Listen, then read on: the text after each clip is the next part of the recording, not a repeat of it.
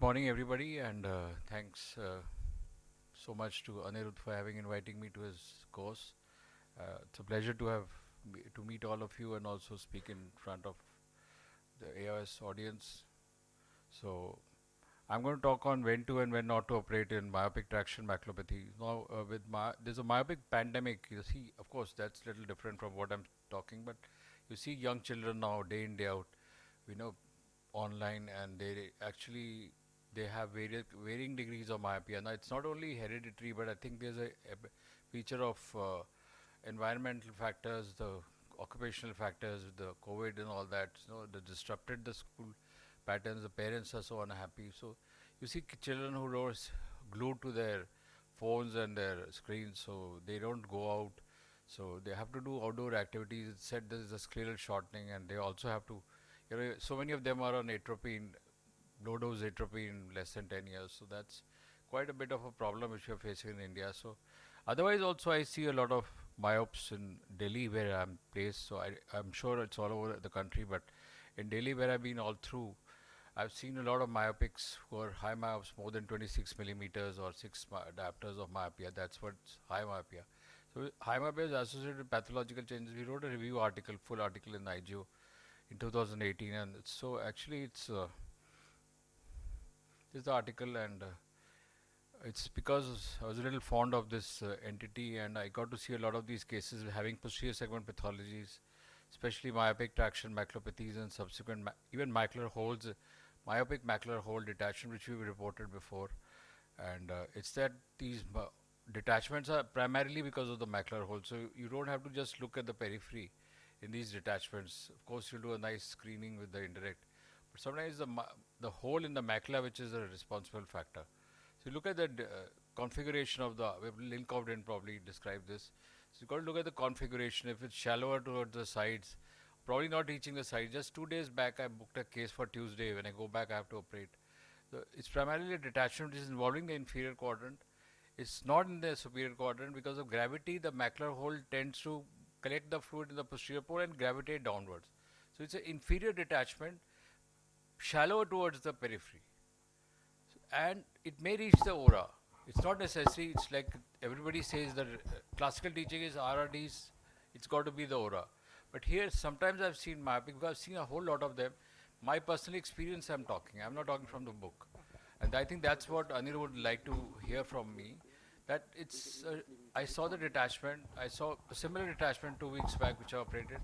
The girl was a high myope, she was 31, 32 millimeter axial length. The problems about surgery are intraoperative problems are anyways there because we don't use long instruments. I've tried using long instruments, but they're not helpful. So you got to do certain maneuvers like depress the sclera, make the openings at 4 millimeters, do phakic patients as far as possible. Of course, put scleral buckles if you can. Otherwise, I do base shaving with the phakic eyes also. You can do quite well because these eyes are huge, they're elongated, so you can reach the aura very easily. It's unlike the other RDs, phakic RDs, where you can't reach the aura. And around this age is around 20s, 30s, beyond 15. That's when they develop this myopic RD. It's probably there's a thinning in the macula related to the myopia probably, and that's leading to the myopic RD. So the inferior quadrant, shallow RDs, superior quadrant is kind of escapes that. And look carefully at the macula. With the indirect only, you will pick up the hole. You'll see the choroid shining through. You see a loss of the contrast, but the contrast you can see the vessels through the central opening. This is what I just picked up. I booked for Tuesday, and so here the surgery is totally different. You don't have to buckle actually in the periphery because it's not going to help you. It was primary. It uses scleral buckling only, probably. Otherwise, if you drain and scleral buckle, you're going to fail.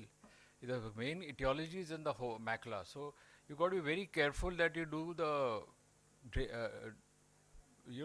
peel the ILM after putting a little bit of perfluorocarmine liquid. I know there's Teflon, but if there's no traction, they usually have no traction.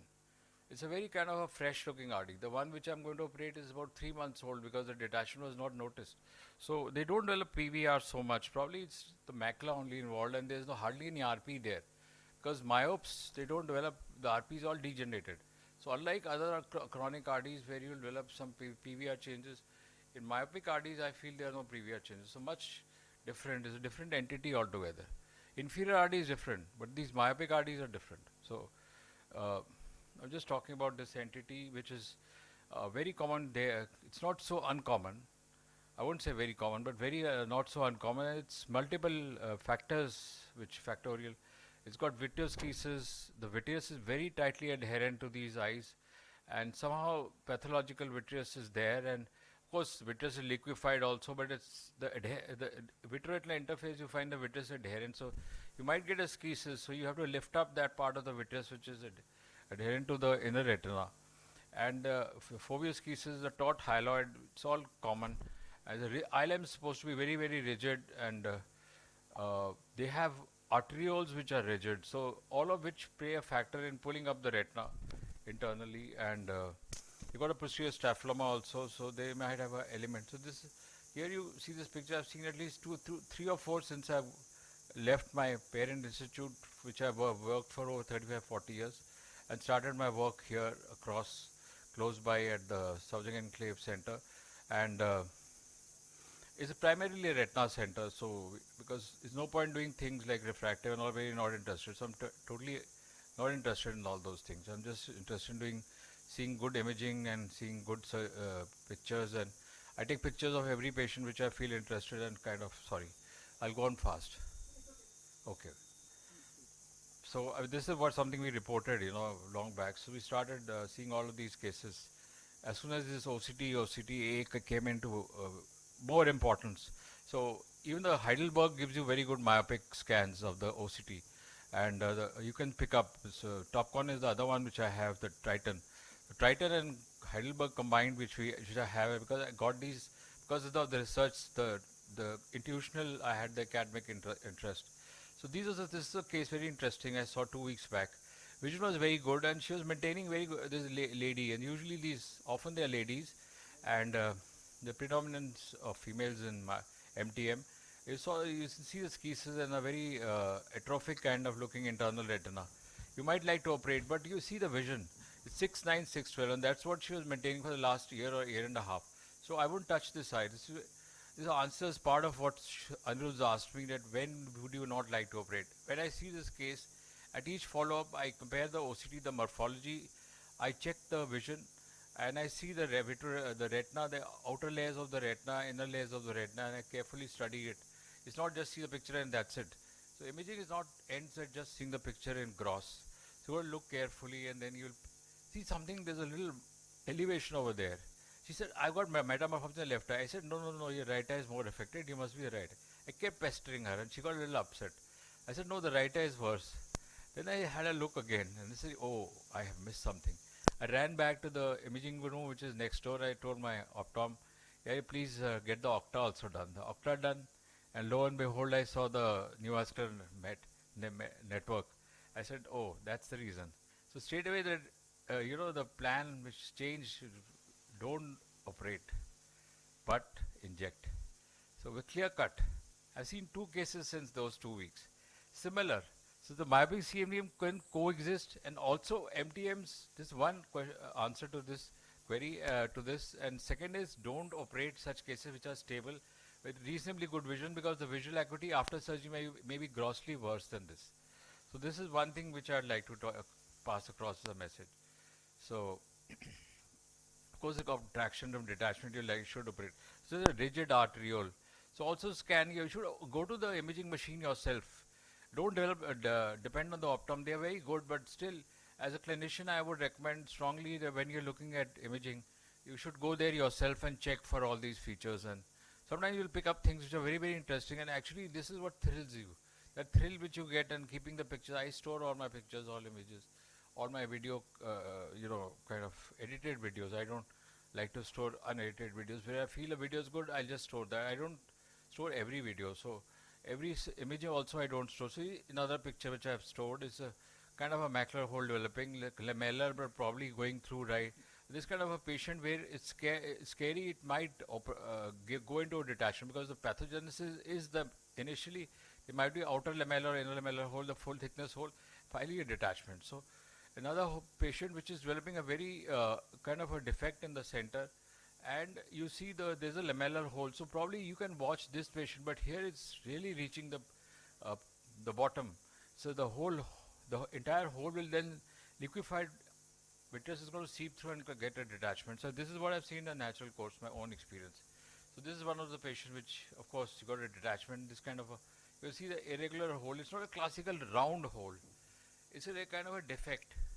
I won't say it's a macular hole. It's kind of a defect in these pathological myopes, which you get with MTM. It's actually an MTM. So you see the MTM is there. When the retina kind of retracts back, the MTM is there, but it doesn't appear so obvious. So this is a short clip. I'm ending my surgery talk because I know Anirudh's got other speakers also. So just to tell you that this kind of a pathological map, you have to be very careful. I use the IOCT, integrated OCT, because I want to identify the hole. I also want to make sure my flaps come onto the hole. I also want to make sure I don't get any iatrogenic break. Most important, I want to make sure the flaps over the hole, because in these detachments, MTM detachments, the main thing is closure of the hole or the closure of the defect. It's not a very regular hole, so it's very important to put a flap there. You're not going to do any laser there. It's definite, because you're not good. Nobody does lasers in macular holes, but if you get an iatrogenic break, you're in a tough situation, because you got a kind of a sclera shining through. There's no going to be no laser take. So this is a totally different ball game, and you have to be very careful. This is a hyaloid which is tightly adherent. Just talking about, and just to tell you in 2 seconds what exactly I mean. I put Brilliant Blue G thanks to we have it available because of the Aurolab people, and I use the Aurolab. It's it works quite well. I have to double kind of put it twice, but it's okay. I use their Octane also, so it saves on the costs, but you get the work done very well, and it's an interoperative solution. And just to show you what exactly I did, there's a little bit of BBG which has gone subretinal. It's a non-toxic dye, but when I do a paramacular retinotomy to drain the SRFCs, this is what I meant. So here I will show you exactly. I had seen the IOCT, and now I'll show you the IOCT again. So you've got to make sure you just get the blue colored flaps, because these thin myopes, thin macula is actually difficult to peel. You don't identify the ILM so well, but somehow your results may not be so encouraging. Times I've had tough situations. So here the IOCT actually tells you this. It's a very kind of a satisfaction you get on the table. So I take these images and store it. Thank you so much.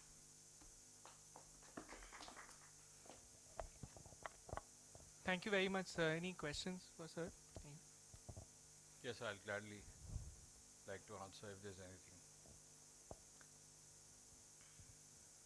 Thank you, sir. Thank